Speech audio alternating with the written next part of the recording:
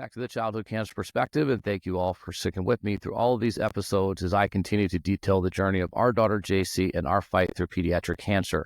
Through this last couple of seasons, I've had the great honor of bringing on other friends and family, as well as organizations onto this podcast to share their stories and their missions and their connection to the pediatric cancer community, whether it be direct or indirect. Today, my guest is somebody that I actually had the honor of meeting a year ago at CureFest, and has turned into a great partnership with Battlecorn as we've been able to include products from their mission and their organization into our packages. And we have reached out several times to have more of those items sent so that we can continue to do that. So today, it is my honor to introduce Brian from Oliver Patch Project, and I would love to have you tell your story and what your connection is to the pediatric cancer community. Perfect. Thank you, Curtis. And I really appreciate and honored and humbled to be here with you today. This is a super exciting opportunity for us to kind of share our mission, what we're doing, and also, like you're saying, Battlecorn has been a really amazing partner with us as far as getting the word out and supporting the kids in the pediatric oncology community. Again, thank you so much for everything you do for this community.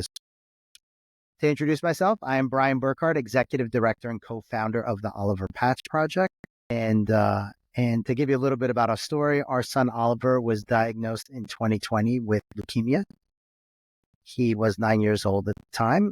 He is 2 years in remission. And, I like to put that out in the front because sometimes I forget to add that to our story, as our experience is different than others.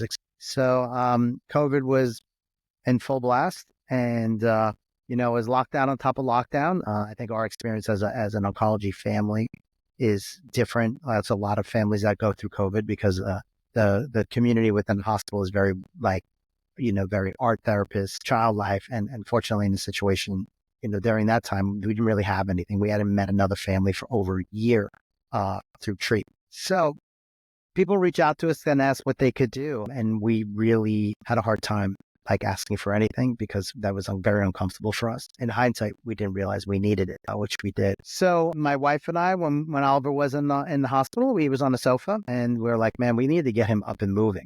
I remember when I was little, my aunt used to send me a piece of juicy fruit gum in the mail, and every day I would go and check the mail. She would mail it once a month, but I would still go. And that anticipation for getting something in the mail that was just for me was something that I always remember. And I was like, I had a really great friend to just go and move to. It was a simple thing. So we just put something on Facebook. I remember I was sitting at my desk one day, opened my drawer, and Oliver and I collect pins and patches and all this stuff, and all these patches in the back. And I'm like, well, that's a really easy ask. Someone could just put in an envelope with the stamp. They don't have to see a mail person. They can just drop it in a box. So we just put an ask on Facebook to our friends and family, which probably about 100 people, to send a patch in the mail. And we received over 2,000 patches in a month from around the world. And there was something about 70% of them, if not more, were from people that we didn't even know. There was something about the love of a complete stranger that really affected us deeply. And so I started to sew them on Oliver's jacket that he already had, my jacket, my wife's jacket, and my younger son Peter's jacket.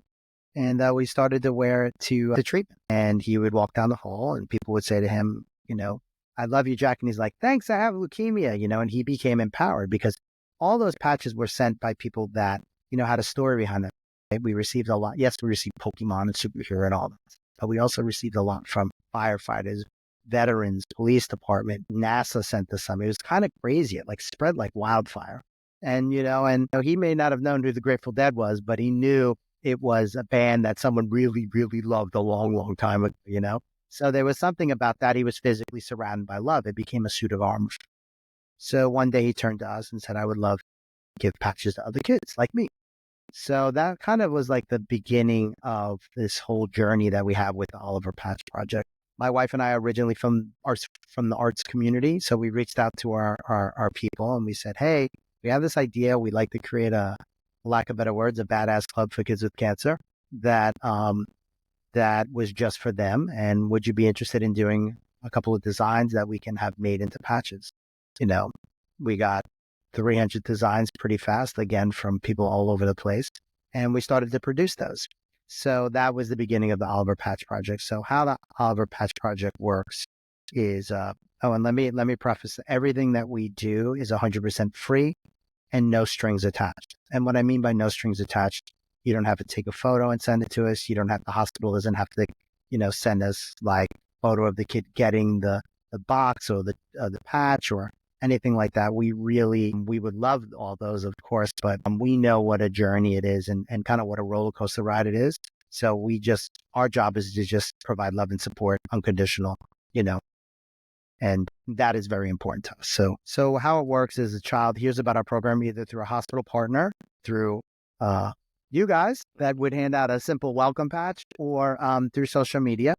And what they do is they get a simple welcome patch that has a QR code in the back. They go into the Warrior portal. That's 100% free portal. They pick a jacket or tote bag. All of our jackets and totes. Here's an example jacket. These are all made for us by Penguin, the brand Penguin, which is a Perry Ellis company. And they make the jackets and totes for us, the blank jackets and totes. They go and pick out 20 of their own personality patches. So these are patches that are designed by the artist just for them. No one in the world can have them, which is also very important to us.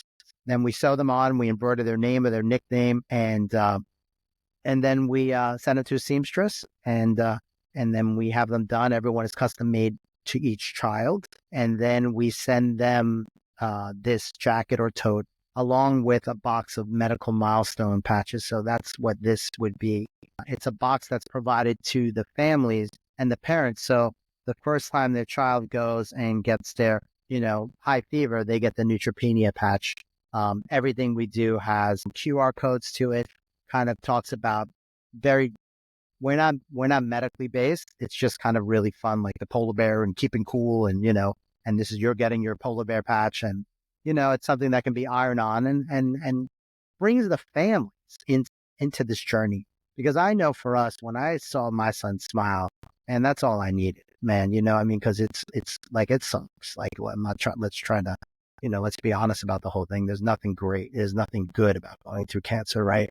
Even though you meet the most amazing people in the world, it's a club that no one wants to be in, but for us, we found that providing a little bit of love and empowerment and support, it makes all the difference going through this. So we provide this box of medical milestones to the family. The family can give them along the way, whether it's through radiation surgery, chemotherapy, whatever it may be. And then we found that 6 months in, my wife and I found like the love and support that you get kind of wanes off a bit because life goes on. For people, and I get it, but chemo's kicking in, all the vincristine, methotrexate, the steroids up and down and all over the place. I mean, it gets hard. It's harder 6 months in, 8 months in Oliver's treatment was a 2.5-year treatment. So, we knew we wanted to stay with family. So what we do is we, send a patch and a card every month for the next year. That's called our Patches of Positivity card. We also open this up to any sibling that wants to be involved as well, because we found that the siblings are all the ones really neglected and the ones that experience a lot of long-term effects of this treatment that their sibling has gone through, right? So here's an example of a card. It's a really fun card, has a great patch. All of our patches are iron-on. Scan the QR code. It goes to a video. Then there's coloring sheets on it. And that's just something that we stay for the entire year with the family and the siblings. And then they become ambassadors of the program and start to share the word with other families, So that is the core of what our pediatric oncology programming is. It's the Warrior Garment program, along with the milestone box, and then the Patches of Positivity. Okay. I'm going to give you a broad overview of the other programs just so you can kind of get a grasp of where we've progressed and where we felt there was a need also for love and support.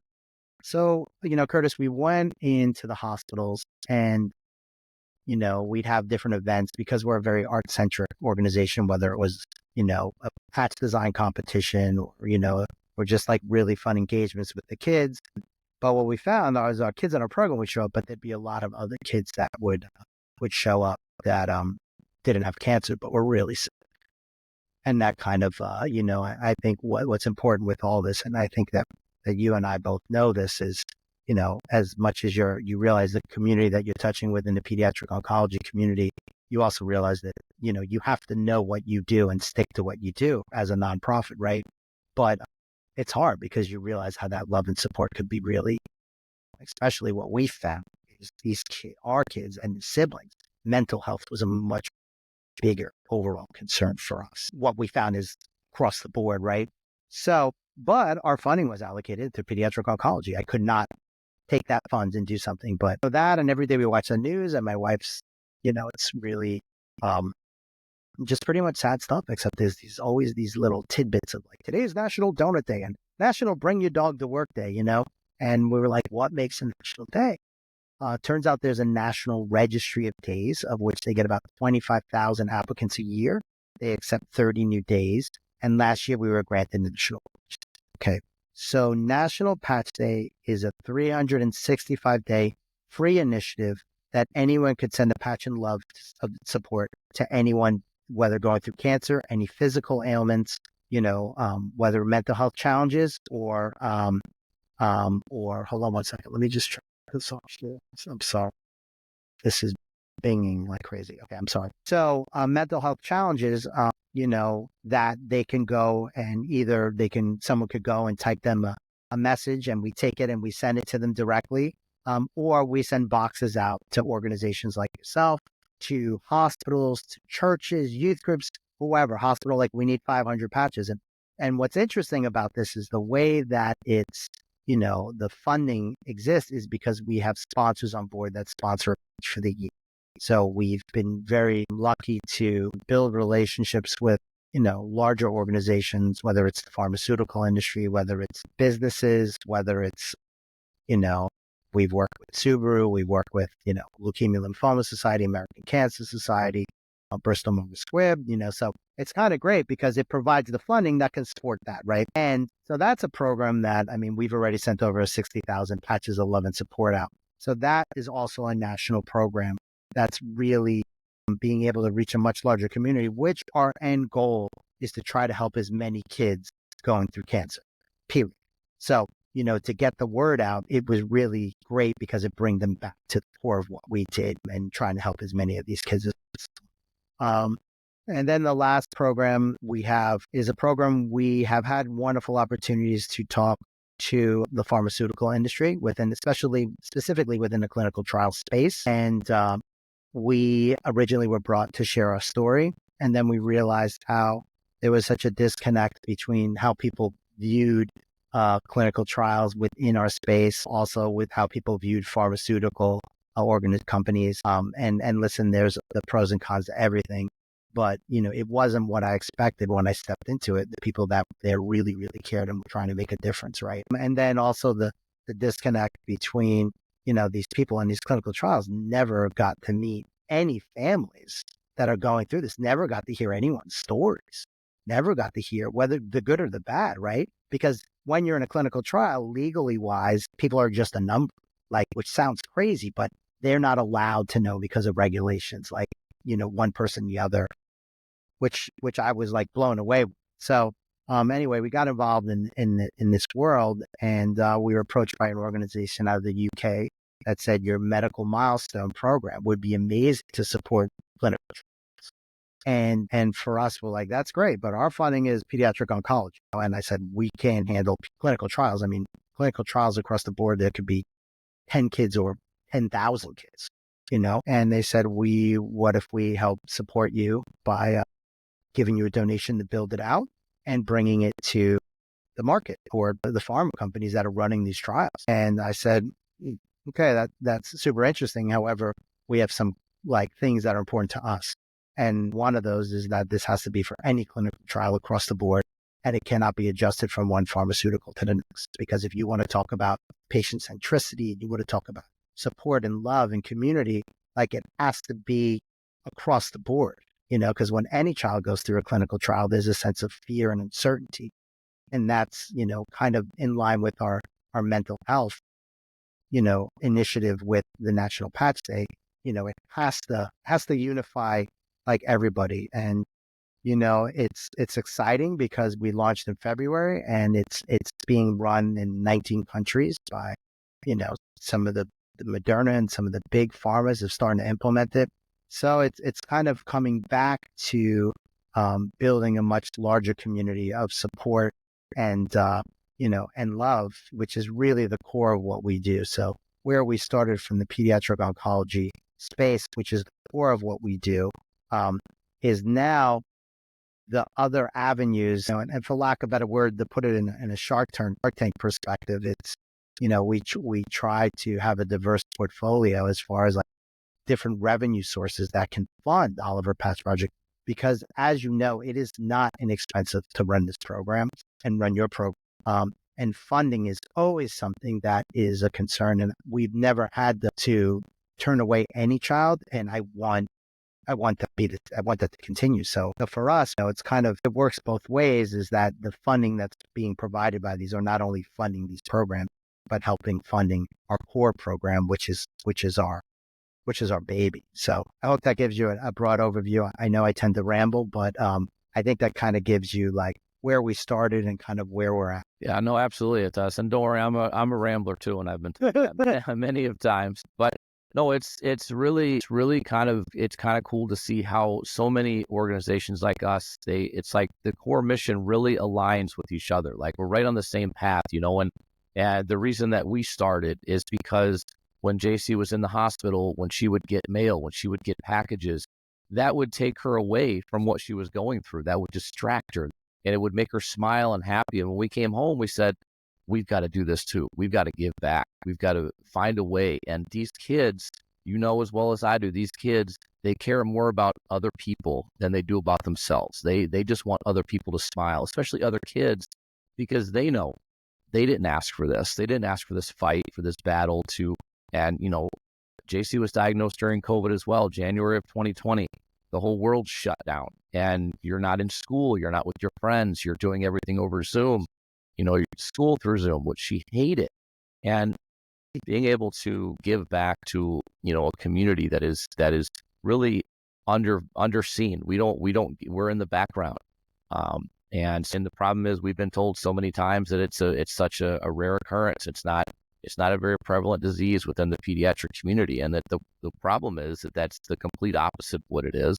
And so programs, I think, like ours and yours and other organizations that do this, I think it provides such an amazing thing. And, there are plenty that go out there and they will fund a lot of different things, and they will send money, and they're good for grants and stuff. I really do believe that this provides such another level of support that doesn't get as much recognition. And again, we don't do it for the recognition, right? For the same reasons. I've never asked for photos or anything like that, but when families do send those, that's the greatest thanks that we can ever get. Oh, you know what I mean? 100%. We get the pictures, the videos, and I've even had some of the teenagers, they'll email us and tell us, I had one a couple of months ago. I just came home, had a really rough day. Your package was on the doorstep. It absolutely brightened my day and made my day. And that, to us, that's more than we can ever ask for. And that's the payment we want. We don't need awards and accolades, and I don't need trophies on the wall. None of that stuff. It's not about us, right? Right. It's really not about us. It's about the kids. And just to touch on what you're saying as far as like, the importance of love and support, and this has been my discussion that I've had when I've had an opportunity to talk in front of these multiple pharmaceutical groups and at these summits, right? Is, they talk about the keywords. And I say this because I think across the board, from the industry, the medical industry field, okay, they talk about patient centricity and the patient experience and, and the experience that the family goes through, and like that love, they talk about that love and support. But unfortunately, they try to put it then, they're like, well, the analytics, right? The scientific analytics, well, what is that proven? And what is that? And so they run it, and it's how important, and it's at the forefront, but they try, I'm like, tell me how you put analytics on love and support. You're telling me that's super essential, but how do you put analytics on that? I said, so you guys need to decide what's important to you. And what, I said, you say, for us, we would fit into like the retention support. Like I said, you say retention, we say support. I said, when you have pediatric family, I mean, like they need the fundamental things to they need the housing alliance, funding. They need the gas cards. They need all this stuff, but the kids need what we provide them. Scientifically proven that we're helping the trials, the medication. We're giving these opportunities for these things to actually work when the situation is there, right? When you have a negative and down attitude to all this stuff, you know, what we're doing, and I'm on 100% on your side. Like what we're doing is 100% essential. What we do is one component, right? People that fund for research, people that fund for and I know that's a huge component of what you do, but it's also kind of funny is that someone from the very beginning says you got to know what you do and do it, right? I think as you get in this world, and Curtis, I'm sure you can talk a little bit more on this. It's, there's so many places that you could do, things that you could do, right? And that was the hardest thing is adjusting that to realizing okay, well, I can't do all of it. I can't, and being okay with that and being at peace with that. It was hard for me at first, to be honest with you. Yeah. And I still, at this point, still struggle with that a lot, because I know that at the care package side of it, that's always the core, and it'll always be the core of our mission 100%. And a few years ago, when we started getting into donating to research and donating to that type of thing and raising money for that, and then you get out there and you think, well, we need to be doing this as well, and this as well, and this as well. And it's true, you're only one person, and that's a negative and a positive, because the negative side of that says that you can't do it all. You have to understand that you have to either relinquish or you have to conjoin with other organizations or families or people. But the other side of that is, in this fight, in this battle, you're also told you're only one person. How much effort or how much impact can you make? And I look back and I can say, let me show you a video. Let me show you a photo. Let me show you the checks that we've written to these research organizations. Because to me, it's not about the fact that we did it. What we had to do, and we raised that money so that we could make an impact, or we sent a care package that cost this amount. It made a massive impact on that kid, that they were able to then have a good day or have a good month, or they're going right in. How many times I've gotten messages saying, we were just going into treatment, the package showed up, we're taking it with us. It's, or we just got home, right? We just got home and we saw it on right in front of our door, right? I mean, I have that all the time.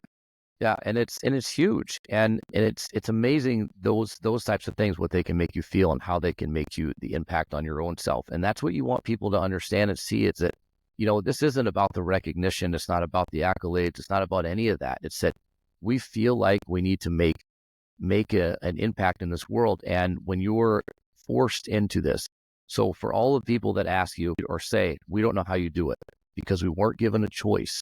We were not given a choice in this life. And we were, for us, we lost our daughter. She's not here anymore with us. And so we do this to fulfill her legacy and to fulfill everything we know she would have been and would have done. And with you guys, that was Oliver's joy, right? To give back to other people. He wanted you to help, and now you guys do it, and you do so many things. And so we do it, the same mission, with all these different goals and with these different ideas, that we come together and we make a difference. And it doesn't matter how many people tell you you're not strong enough, or you're not enough because you're one person, or you're not making enough of an impact, or what is that really going to do? Well, you have to sit down and listen to us and understand what we're doing. We didn't do this because we woke up one day and decided we want to be part of this community, because I don't think there's anybody on the planet that wakes up one day and thinks they want to be part of this community. You know what I mean? But I will tell you this, that once you're a part of it, as far as I'm concerned, we will fight to the death and go scorched earth for anybody in this family, in this community, because it's important that we end what we know that has taken so much away from us and so many other people. Yeah. Yeah. I mean, I always say, when people ask, did you ever think that you would be here? And I'm like, I'm nowhere. But what I envision being, I'm not even anywhere near, So I think that, and also kind of we're small, but we're mighty, right? The only limitation that you have, my number one goal is to get our program to help as many kids as we can. That's my number one goal. And what does that look like in the day in, day out? Is making sure you have the funding there. If you have the funding, you could grow, right? So for us, we were very careful in making sure, one, it's something that could be scalable, right? It's something that could be sustainable. It's something for me, it was letting go, like of being a control freak, right? And like, making like, kind of being able like, hey man, it's okay to accept help, right? It's okay.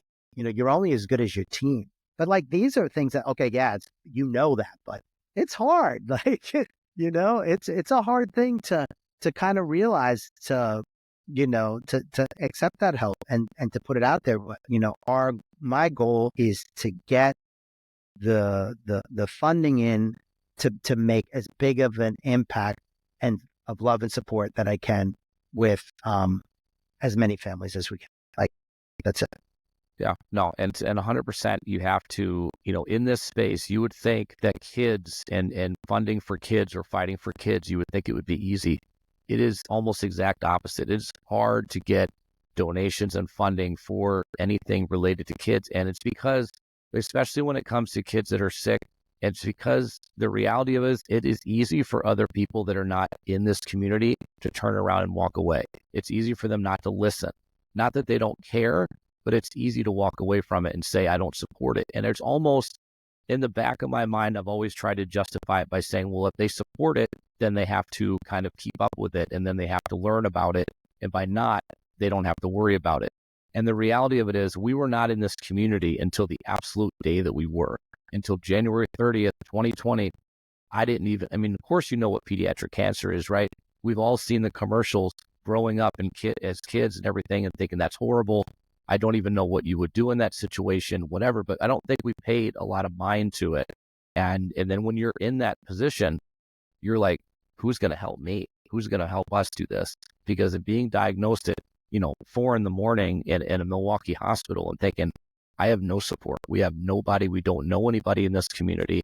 And you're right, too. As your treatment goes on, or in the unfortunate circumstance that your child passes away, that support goes away. That support dwindles really quickly. And people that you thought would be in your corner are often not. And unfortunately, a lot of times that is blood family that tends to kind of back off, or they tend to kind of stay away, at least for us anyway. And you'll have a real few genuine people that will stay in your corner. But I think that either when diagnosis or when treatment is over, or you're in remission, or when the child passes away, is when the support really needs to step up. 100%. 100%. Because I think that's when the fight really begins on both sides. And unfortunately, it's the complete opposite of that. Yeah. And I mean, you're totally right. And, and I mean, I think that, there's always, I think that there's been times, I mean, listen, I think everyone has gotten the, our first exposure to pediatric, cancer kids with, the mailer that comes in with the bald kid. And, and I think that we all have donated to that. But I think a lot of people, they donate to it so they don't have to look at it for the rest of the year. Like, and I don't mean to be disrespectful to anybody, but until you really walk through that, like, how could you possibly understand, right? So I also think like I have an issue too, a little bit with pediatric cancer awareness. I'm like, what about today? What about tomorrow? What about tomorrow? Like, what about, and my son like goes to school the first day of October, Breast Cancer Awareness Month, and it's donate $3 to wear you wear a pink shirt and you bring in $3. Like, it's a fundraiser. Like, why is pediatric awareness, why is that not even acknowledged? Like, these are kids. Like, so I think that, and there's different people. I think there's different people. Like, there's people out there with, like the Toms of this world, with the megaphones and the out there and, like on the streets protesting the sign. I love these folks. That's not me, right? So, and you're an advocate. You express your voice. You're a level up from me, hands down, but your experience was different than mine, right? So, but we all have a responsibility to, I want to position myself in a place that I can actually talk and people are going to listen, right? So for me, the more accomplishments that we can get as an organization, the more people we can meet and connect with, the more people that can actually hear and experience. Like, I'll be honest with you, Curtis, like, I hate going and talking about our story with Oliver. I hate it. Like, I don't like, it's something in me that I just want to run as far away from it as possible. It's not comfortable. Like, it's not, I don't like to relive it. Like, I don't like, and but it's important, right? It's important to do it. And it's important to like, not only I'm like, okay, but this is our story. Like, what about these other people? We have so many kids, DMG, DIPG. I mean, we have kids that we've lost before they've even gotten their jackets, and we get them out as soon as possible. Like, that's the reality. Like, I hear the stories. I hear the, families that have lost their child. And I had a family at CureFest recently, they came up to us and said, our child passed away in, 6 months ago, and we're getting the cards every month. And I'm like, oh my God, would you like us to stop? Like we didn't know, like, cause some parents don't want to talk about some parents, and they're like, no. And they started to cry. No, it reminds us how much she's loved. And I'm like, would you like to keep getting? And they were like, yes. So there's that, right? So, I mean, I think experiencing, I never realized, like, because of our experience, Oliver is still here, right? So then there's something that you process as, especially going with CureFest and being involved in the Brainstorm Summit and with Lisa Ward and those guys, I mean, the first time I went, I was talking to pretty much, you know, families that were 100% terminal, right? DIPG and, and talking about my program, they're like, our child would have loved that, or like, I was never prepared for that. That wasn't, my experience. And it was, it's really hard to navigate, so it's our job to help empower them and support them and love them as much as we can. It's also our job to speak up, right? And to try to make people aware, however that is, whether it's out there with your bullhorn protesting, or whether it's out there like trying to, to go out there and trying to meet with the right people that potentially can make the difference, right? I mean, so I think there's a place for all of us, right? I mean, I think that's what's important. Community. I mean, it's not a nonprofit battle. Like, and I think you and I can have a whole nother conversation about that. It's like, when you said, like, when you and I like first talked and like, you expressed like, hey, do you want to, we would love for you to kind of like work with us and like, and put the word out. Like, we love what you're doing. You have your boots on the ground. Like, I don't have the same relationships with my families as you do, and that's partially because that's, for us, that's like, it's hard for me to, like, your experience, like, you are the one like in the trenches with these families, right? And the fact that you can, work with us and collaborate. I mean, that partnership is like huge. And that I wish that, and I hope that's with every nonprofit, right? Because it's not like, we're not tapping into, like, I'm not going to take your money. Like, I think that's what happens is people like afraid of, like, there's only a limited amount of money. I'm like, then you're looking in the wrong places. Or there is ways of doing it. And I wish there was like a formula, because people ask like, how are you doing? And I'm like, I don't know. Like, if you look at my bank account today, I don't know, but we're going to keep doing it, because we're not going to stop, right? We're not going to stop. Yeah, no, there's been times, and we've definitely had to scale things back a little bit. And as the, you ride the wave of influx of donations and things like that. And sometimes we do really well, and sometimes we really struggle. And even to the point where this usually at CureFest, usually we sponsor. We could not do that this year because it just wasn't financially a possibility for us. But I know that for me, on to go back to one point, it was definitely, this was the first year being in DC with all these families. First of all, CureFest seemed about 3 times as big as it did a couple of years ago. And it was humbling for me because people kept coming up to me and saying that they had recognized us. They recognized me from either the podcast or because we had sent a package to their family. And, a few of them, yes, they said their children had passed away, but they remembered us. They remembered that pink unicorn. You know what I mean? It's like, to me, that means a lot. Yes, 100%. It's terrible that, we're kind of connected in that way, but it's to know that we made that much of an impact, that you made an effort to come and say something. And it means the world, because it means that we're doing the right thing. We're not in a space where we want to be. We don't want to be doing this. We hope that one day we can all just go out of business because the disease is gone. But right now, we're doing the best we can with what we have. And it is a very humbling experience.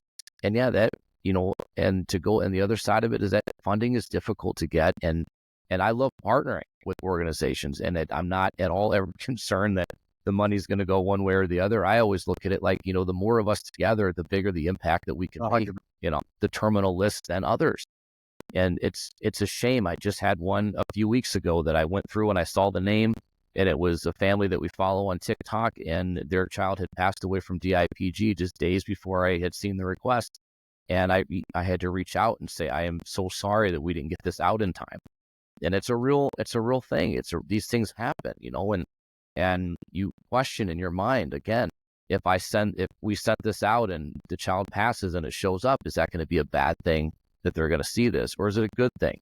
And I honestly think that it more lies on the good side of it, because they do realize how much these children are loved and how much they're cared about, because they impact so many people in the world. And to this day, I'll always tell you that I've gotten messages and emails, Facebook, reach, all that kind of stuff from people that say JC touched their lives. I have no idea who they are. I've never met them in my life, but they saw her story, read her story. They've seen us on the news, whatever. And it's an impact. It makes what they can do and smile every day for what they're going through, and the amount of stuff us as adults gripe about every single day, and the things that we've made choices to make. They just want to be kids. They're just innocent kids, and they don't care about all of that stuff. And, I think that we could take a lot of that genuine, true heart that they have and inject it in this world right now, and it would make such an impact, such a difference. I agree with you 100%, and, I think our experience of do we, because we stay with them for a year, it's like, do we stop sending cards? Do we send cards, And we realize we've tried both. In the beginning, we stopped because we were afraid, of upsetting them, by them getting them. But what we realize, and when we've got an opportunity to talk to parents who were able to communicate about their loss, everyone goes through a different, but when we were able to talk to families, they said, we realized that let's do what we do, right? Because people know and feel it's based out of love, right? And love never hurt anybody, right?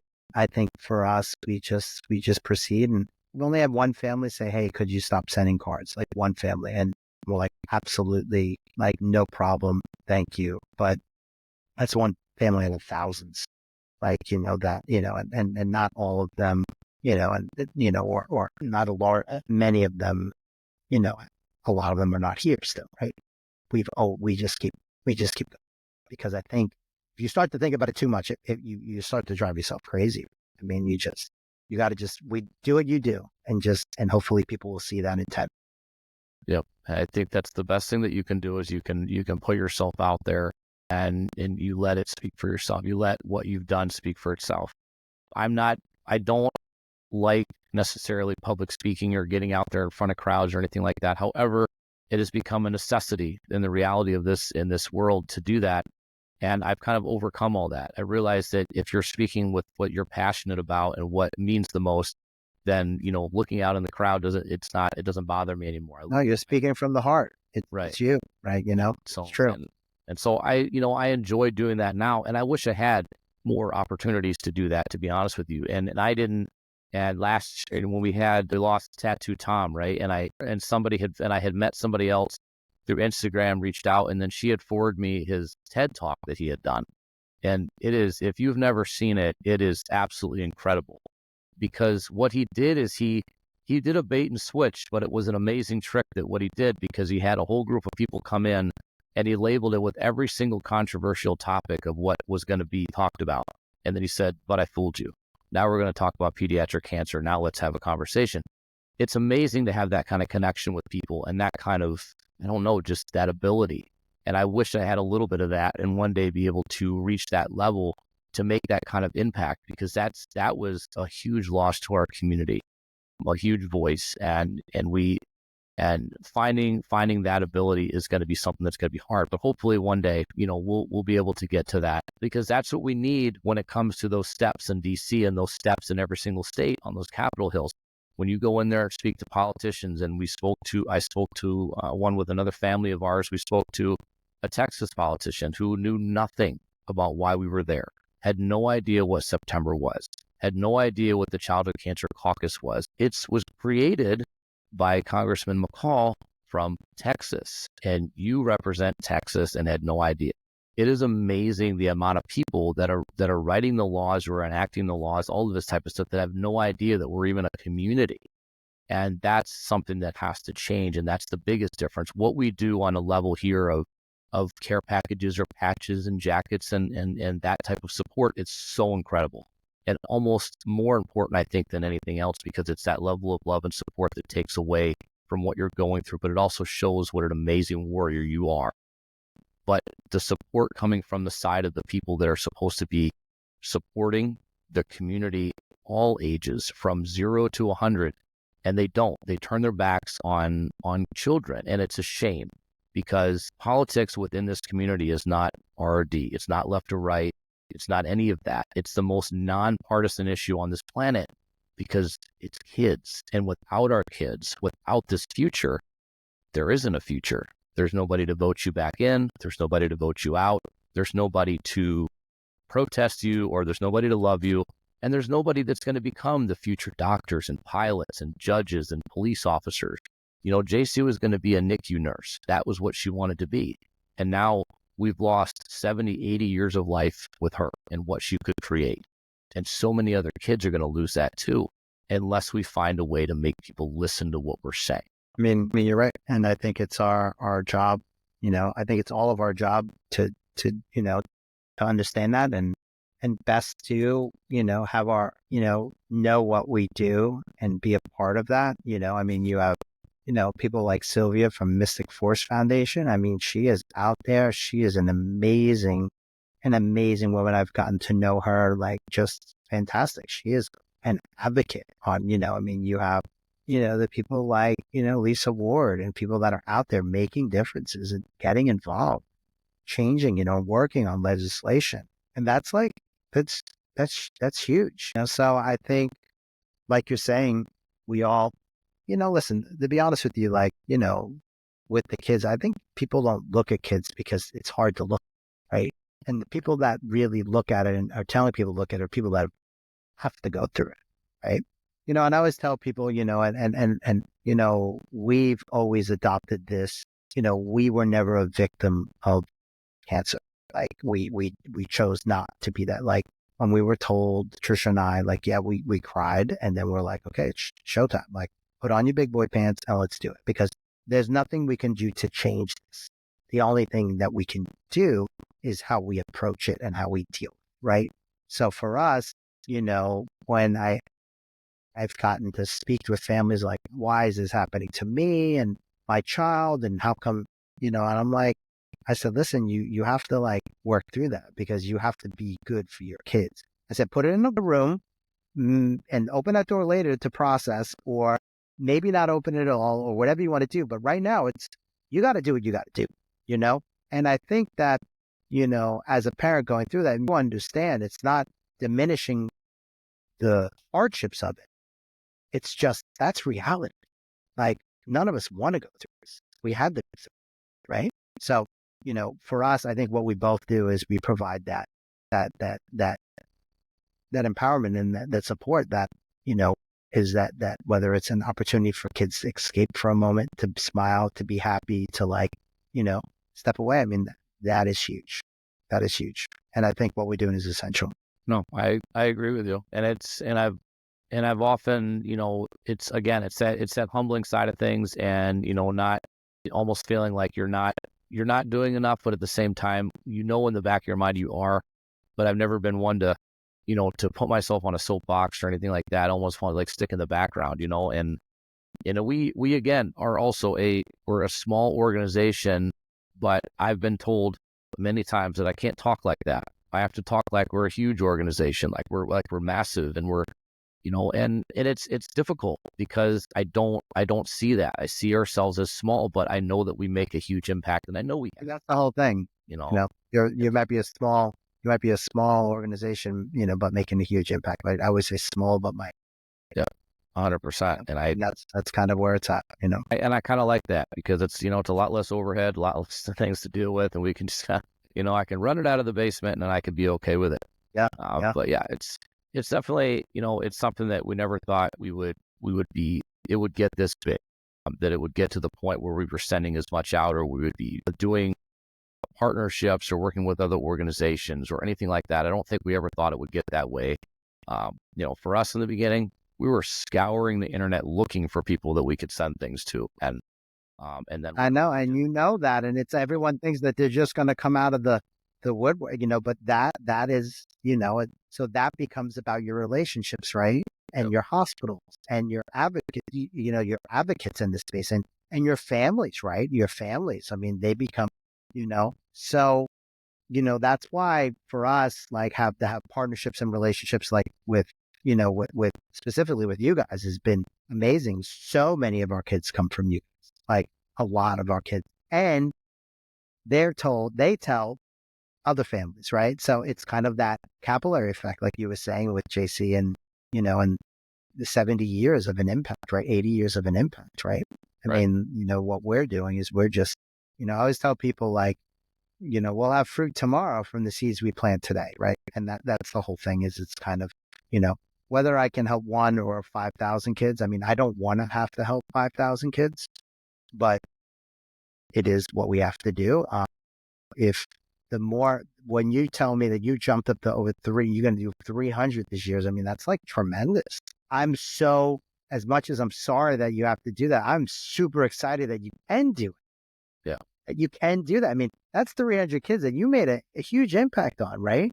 And, so I'm super excited that you're, that you're have to do that much work. No offense, but you know what I'm saying? Because what are you doing? The impact you're making is so needed and essential, so needed.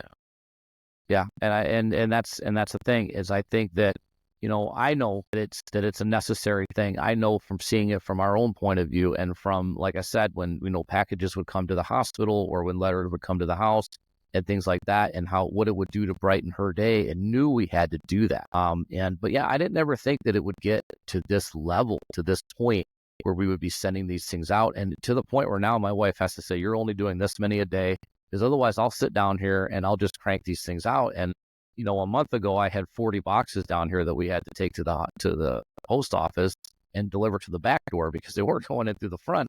And that was $800 to send those out. And thankfully, we've been able to secure funding and do fundraisers and stuff like that to allow us to continue doing that. Because, like I said, at some points you have to take a break. Sometimes you can do a little bit more, and it's tough to have that consistency coming in that you can do that. But it continues, and it will continue. And hopefully one day we won't have to worry about this as much. But it's right now, we're definitely not at a level that anything is truly changing in the way that it's going to slow down what we're doing. If anything, things are going to continue to pick up. And that's just the reality of the world that we live in. I say that, we had, when Jason in 2020, right? In 2020, the national number you saw was 43 kids a day. Now it's 47. So to be told over and over that it's getting better, I think that the math is not adding up in that situation. So we are going to just sit here and all be essential in this fight in a way that it's different than just research in that way. But research is super important. It's just, how much can you do as one person or one organization? We need everybody to jump on board, and people that are not directly affected by this to be part of it. But, our connection to this is, I say it all the time, there's 1 million books written about how to raise your kids. And I would say about almost all of them are written by people that don't have kids. We are part of these organizations because we are directly affected and connected to this disease, and we understand it, which is why we can be essential and effective, because we know what we're talking about. We know what we're doing, but we need other people to come in that can sit down and listen to what we're saying, and allow us to share with you how incredible it can be to give back to these kids and give back to these communities. Yeah, 100%.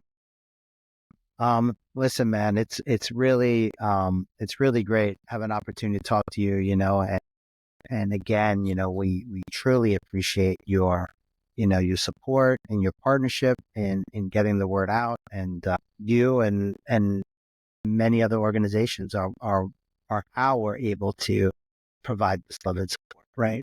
I mean, and that's the most essential thing. So we admire what you guys do. We see the impact of what you guys do, and it's exciting for us to see. It's exciting to see us all grow together, right?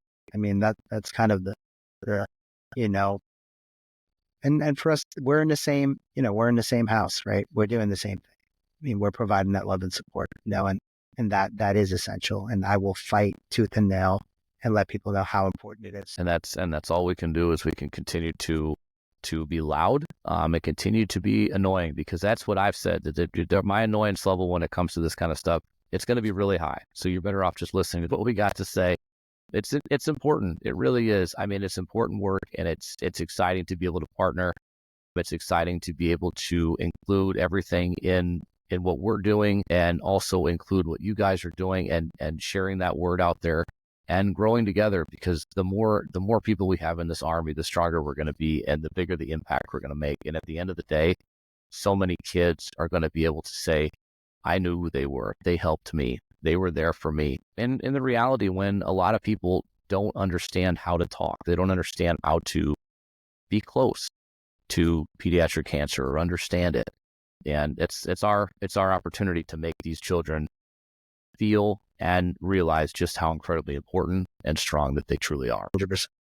So I enjoy that incredible. It's getting those messages, getting those notes, and seeing those kids and the smiles. It's so important, and I love doing it. So, but this and I'll probably be emailing you soon, because we're rolling through these patches, man. I've got them up here. We're putting them out there, so we'll be emailing again. I think this will be third, so it'll be we've already had 3 boxes that we have. You just let me know. We'll keep them coming.